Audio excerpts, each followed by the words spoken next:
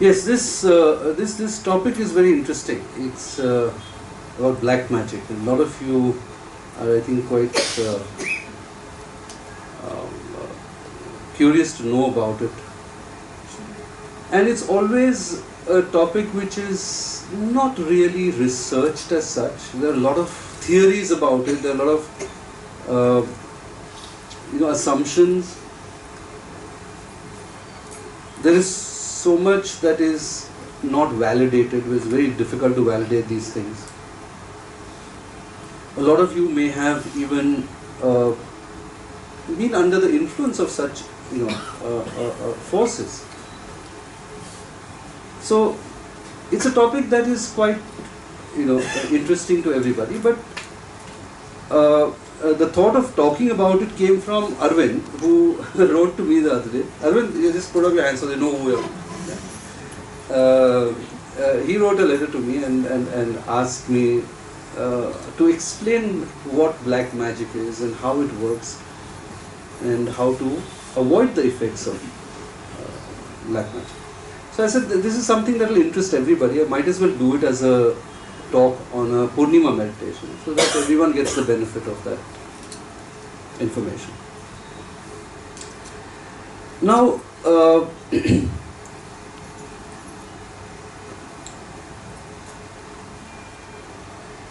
I don't know whether black magic is the correct word, but I think it, well, for colloquial use, I think it describes what happens. Black is right, but the magic part may be a little maybe a little bit of a misnomer.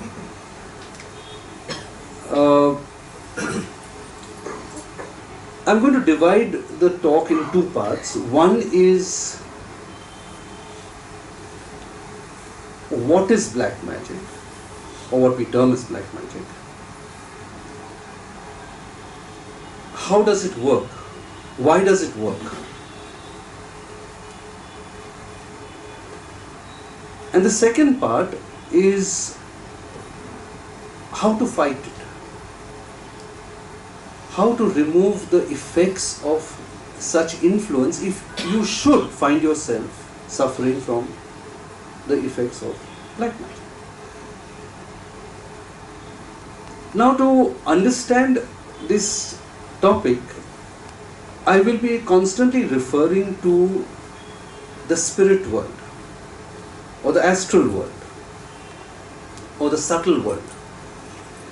And a certain amount, I mean, I will explain a lot of it to you now, but a certain amount of acceptance has to be that such a realm, such a dimension exists. Now, if you say that, oh, I can't see it, so it doesn't exist, then it won't make sense. But if you kind of accept that, yes, there is a subtle dimension, there is a spirit world beyond the physical world, then you will make sense of what I'm saying. Though I will try to give you as much of detail as I can. Now, what does black magic actually mean? What is the meaning of this black magic? You see, it is primarily a concentrated form of negative energy directed towards a unsuspecting person to cause specific or general harm, injury, or problems, or suffering. This is primarily what it means.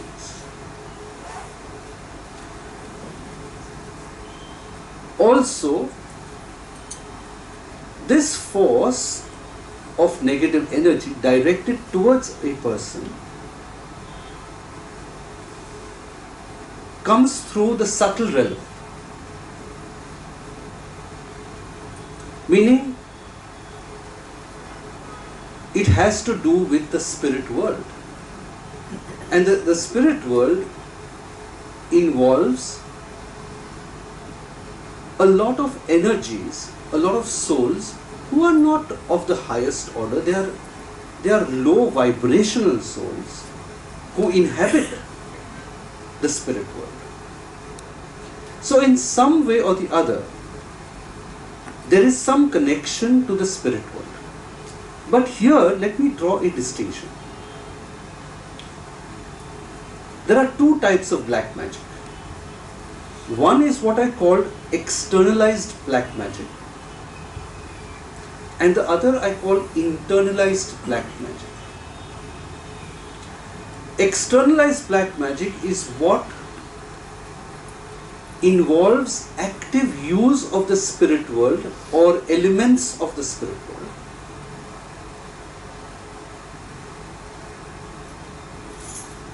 Whereas internalized black magic means the one you generate, the type of energy you put out as an individual. That is internalized black magic.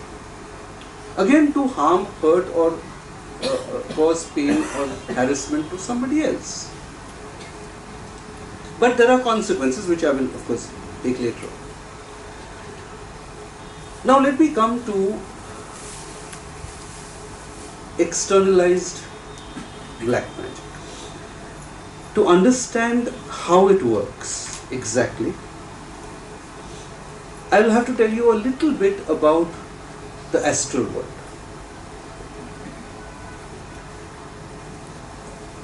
Some basics about the spirit world have to be known, have to be sort of understood if you want to know how this whole phenomena works. You see, the astral world, the spirit world, exists around the physical planet. But it is not a region millions and millions of miles away. It is interpenetrating and enveloping the physical planet. The spirit world interpenetrates and envelopes the physical planet. Now, what differentiates the spirit world from the physical world is consciousness. So when you transmigrate into the spirit world from the physical world, your consciousness changes. Of course, besides the fact that you leave your physical body behind, your consciousness changes. The spirit world is differentiated into or consists of 7 planes, which many of you may have heard about in your seminars, which earlier I used to take, now mostly teachers take. These planes are, well, yes, they do occupy a certain space, as I said, around the planet. Going outward means extending outward from the middle of the planet, and they are based on vibration. So each plane is designated a certain vibration. Therefore, the 7 planes, the lower planes are closer to the planet, and the high vibrational planes are well, a little further away from the physical planet. But by and large, what you must understand is that the space occupied by the astral world is the same space occupied by the physical world.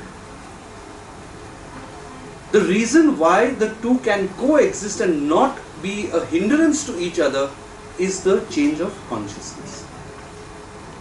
So when the consciousness changes, you as a human being, when you come into the human consciousness, you cannot interact with the astral world, and the astral world, unless it is necessary, cannot interfere or interact with the physical world because their consciousness is different. Now,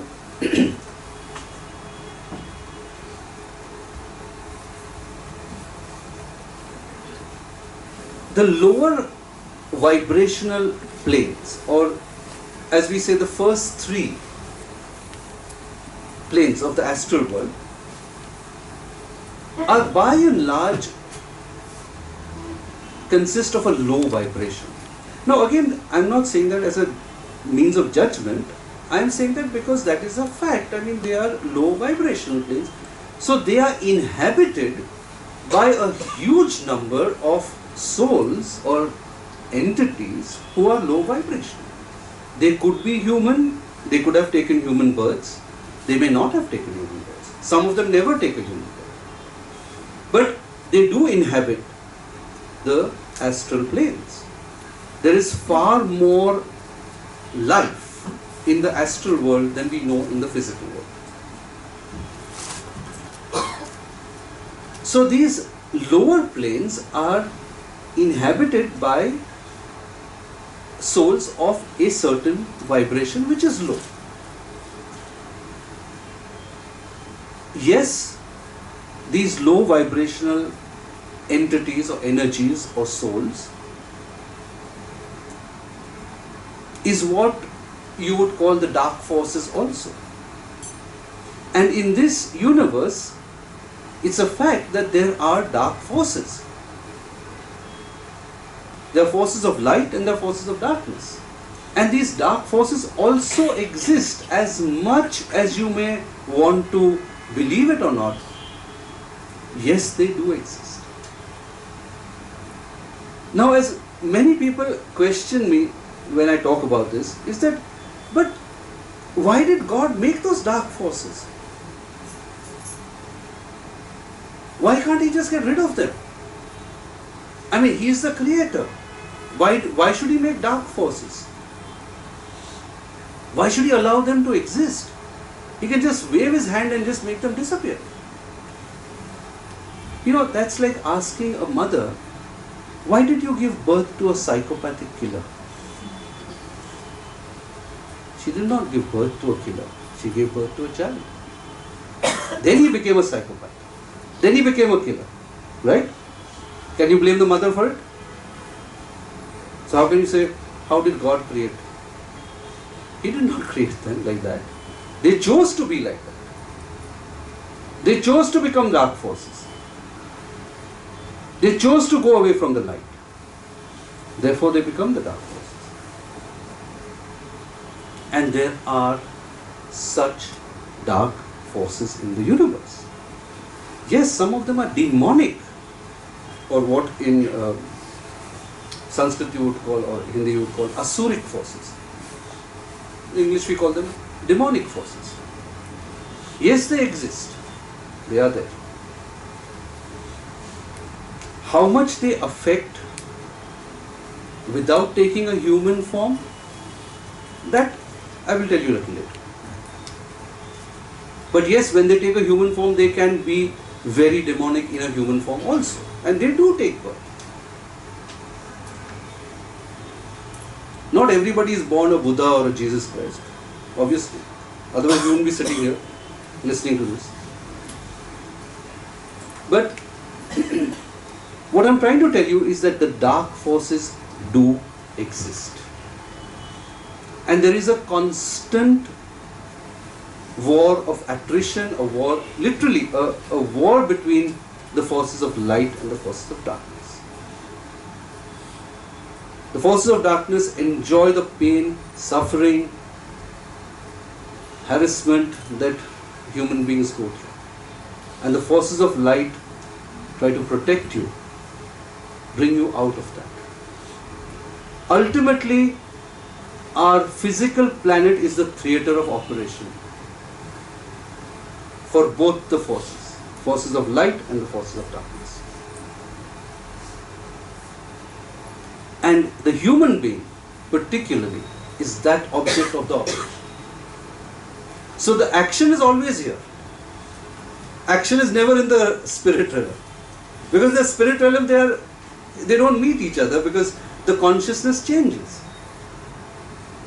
But here, this is the battlefield. The physical world is the battlefield.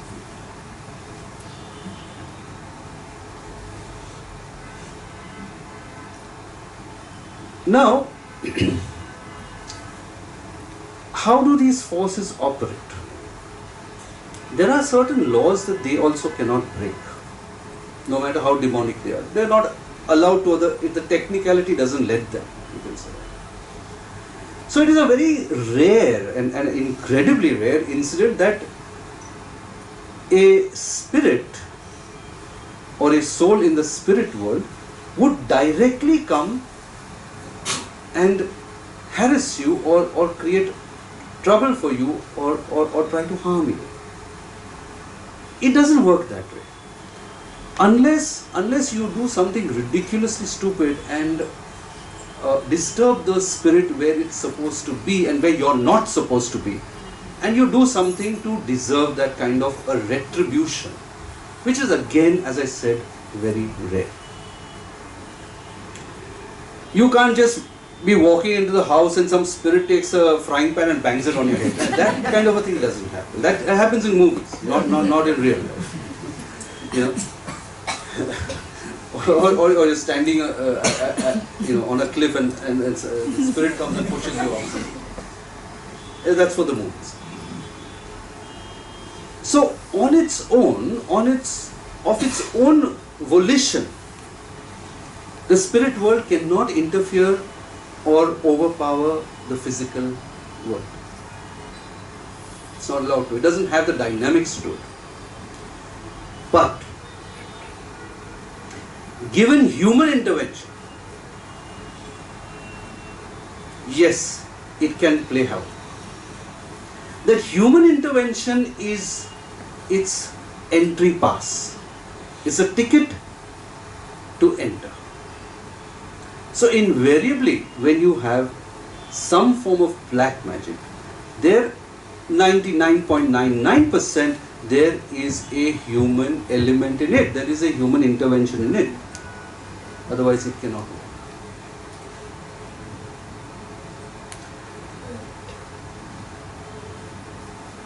Basically, what happens is,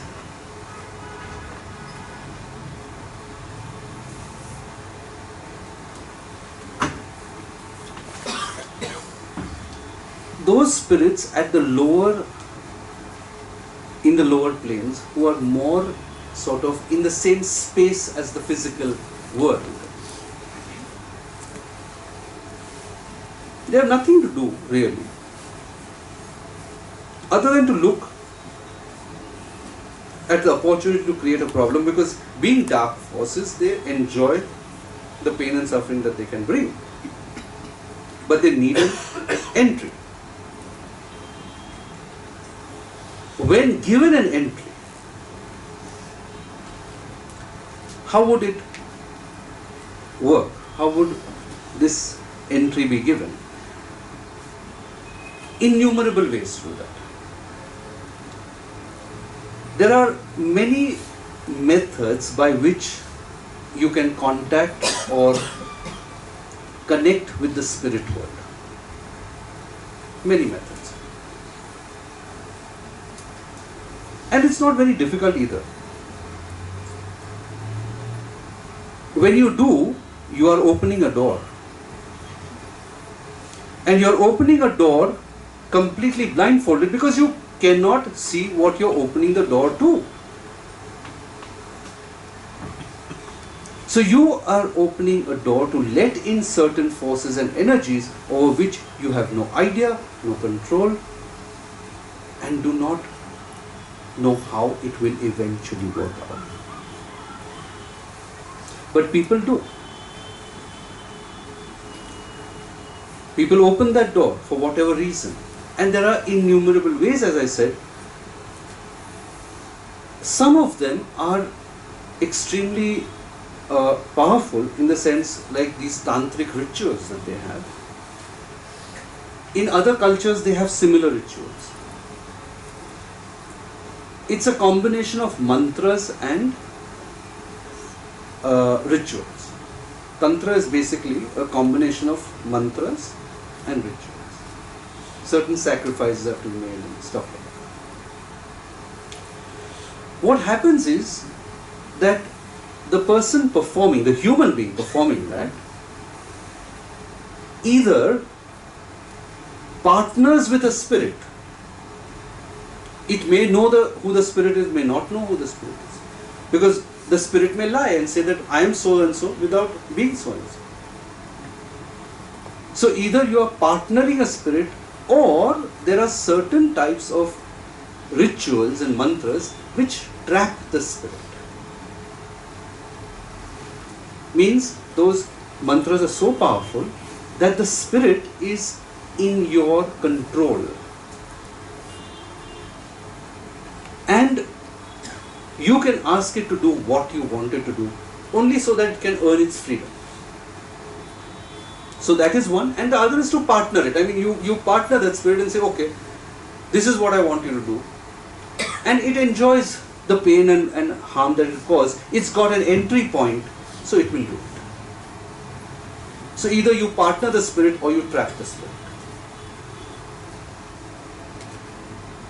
When you do that, how will it operate? How will it operate to bring that suffering or problem to the victim? As I said, they cannot pick up a brick and break your head. Spirits can't do that.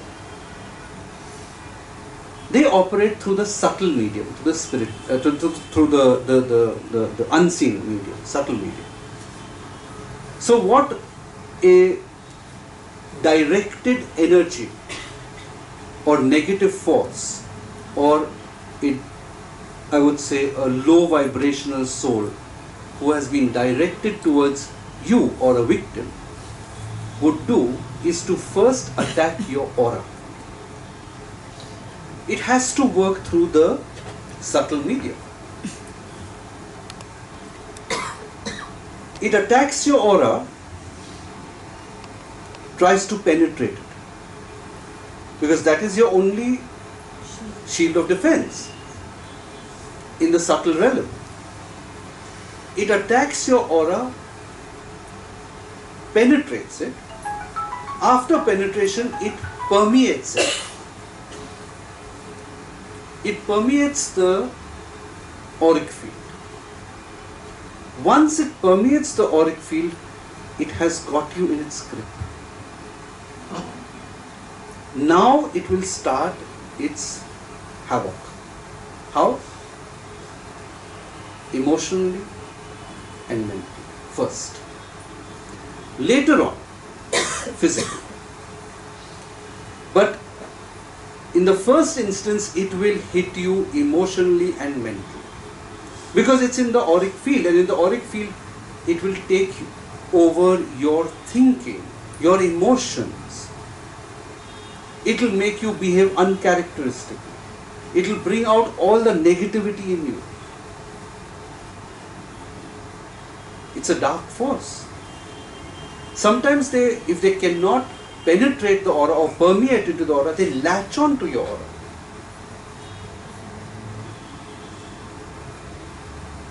They can do virtually the same things if they latch on or if they permeate it. One of the biggest, you can say, problems that they can cause to you is to make you take wrong decisions. See, they sort of attack you at the mental level. So they try to see that you take all the wrong decisions.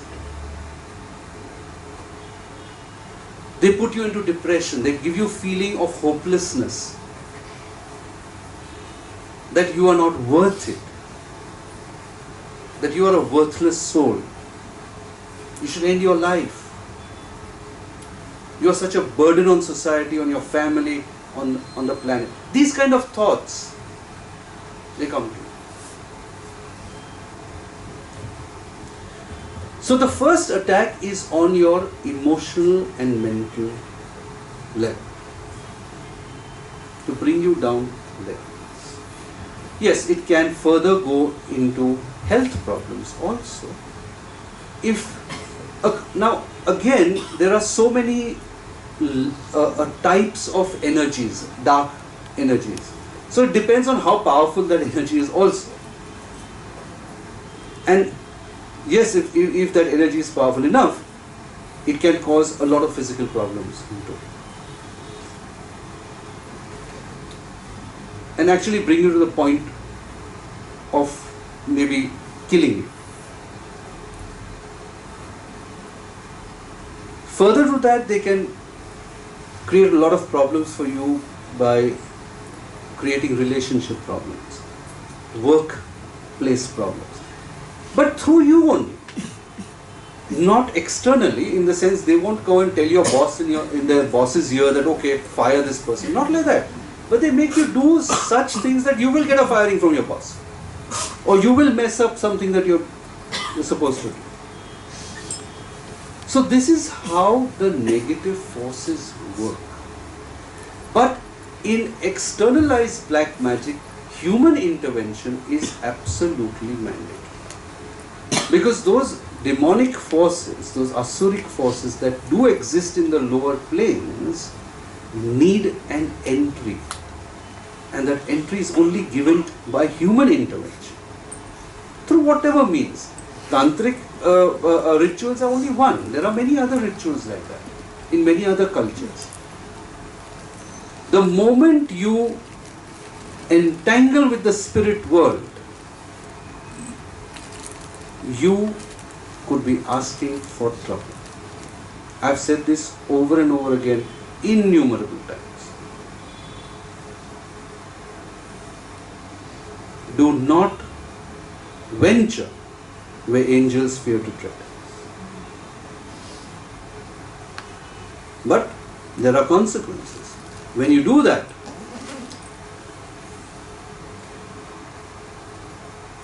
don't think the person who indulges in this kind of black magic goes scot-free. No. Because these demonic forces, these low vibrational negative energies that have been released and that you have invited in as a medium to harass somebody else can ultimately turn on you. And they do. Invariably they do. They don't care.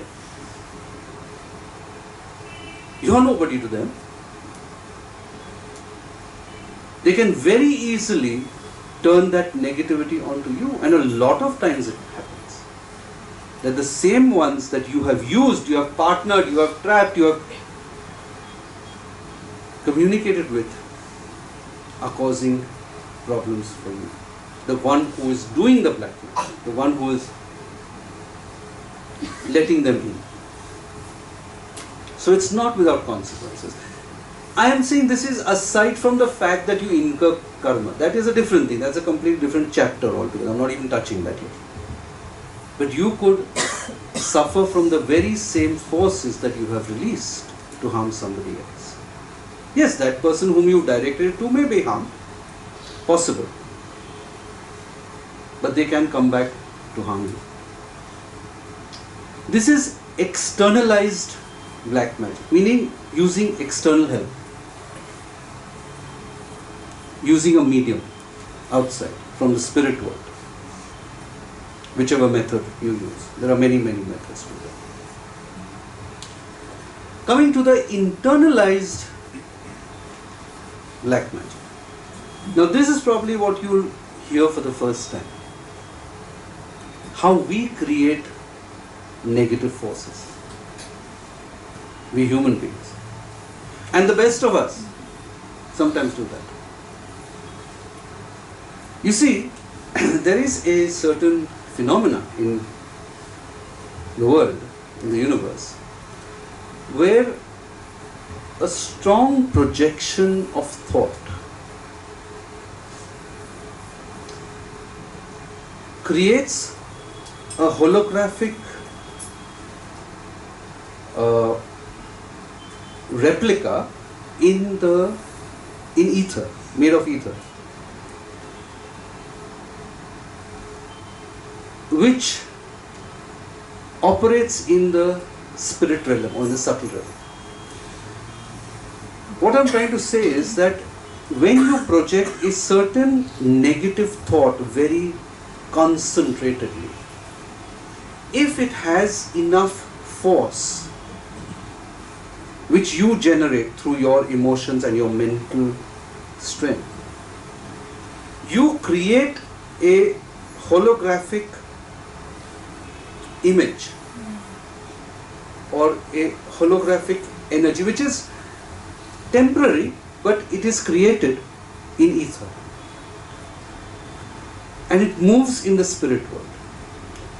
Now this holographic image or this creation of yours, if you direct it towards a certain person, it will perform the same function as taking external help from the spirit world and directing it towards the victim. So actually you are creating your own genie, you can say, negative one, which when directed with a certain amount of intensity and force will go and harass, harm or create problems for the person towards whom it is directed. So here there is no third person involved. It is you who are creating this negative force in ether, which will go and play that role of harassing another person. I mean, I'm just taking an example. Suppose you have a colleague in office whom you absolutely hate, who you're loggerheads with. You very intensely keep thinking day in and day out how to get to him or her, how to harass this colleague, how to pull him down or her down. You will, at a certain point in your thinking process, in your emotions, create this negative force which will crystallize in ether. And if you project it mentally, powerfully, yes, it will go and harass that person. It will create problems for that person whom you are directing it towards. That is what you normally call evil eye. When you say किसी की नजर लग जाए, this is what happens. That person sometimes does it consciously, sometimes unconsciously also. You could unconsciously be very extremely jealous of somebody, extremely dislike somebody, and create this force yourself, which yes will do some harm, some kind of obstruction, some harassment to the person you are directing it. Again, there are consequences, because that is your creation. Ultimately it will come back to you. It has to. And it will permeate back into you. It is yours. This you can't escape. So you will gradually get the same negativity. You will increase your negativity. And you will suffer the consequences of that, because you have created all these little demons around you, which now come back to haunt you. Because they are yours. They are your babies. They may have gone and done their work, but ultimately they are going to come back to you. So internalized black magic is where you create that negative force yourself. And there are people who do that. I mean, you won't even realize it could be somebody in your family, your neighbor, your friend, anybody. That person just has to have very intense negative feelings and strong mental power to project it.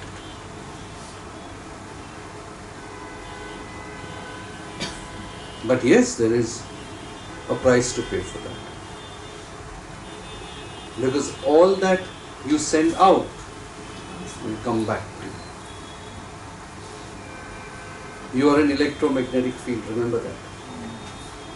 All these things work on electromagnetism.